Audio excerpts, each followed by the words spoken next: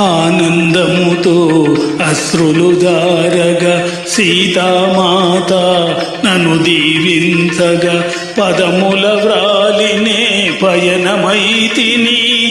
పదములు రాకని మరలి వచ్చి తిని ఒప్పలేదు కాని ఎప్పుడో తల్లిని భుజముల నిడుకొని కొని రాకుందున అని మారుతి తన లంకాయానమును రామచంద్రునకు విన్నవించెను. శ్రీ హనుమాను గురుదేవులు నాయద పలికిన సీతారామ కథ నే పలికెద సీతారామ కథ.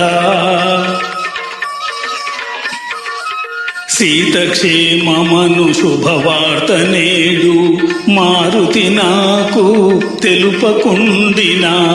నేటి తోడ మా రఘుకులమంతా అంతరించి ఉండడిది కాదా. మమ్మీ తీరుగా ఉద్ధరించిన మారుతికి ఏమి ఇవ్వగలనని సర్వమిదేనని కౌగిట చేర్చెను హనుమంతుని అజానుబాహుడు.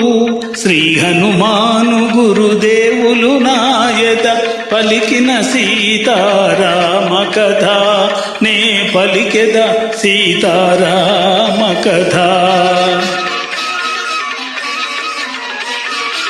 నలుగురు శ్రద్ధతో ఆలకించగా నలుగురు భక్తితో ఆలపించగా సీతారామ హనుమానుల సాక్షిగా సర్వజనులకు శుభములు కలుగగా కవి కోకిల వాల్మీకి పలికిన రామాయణమును తేట తెలుగున.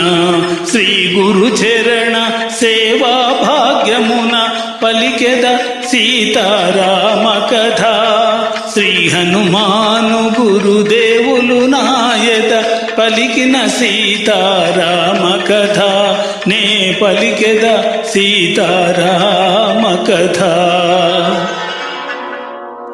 మంగళహారతి కొను హనుమంత సీతారామ లక్ష్మణ సమేత నాంతరాత్మ నిలుమో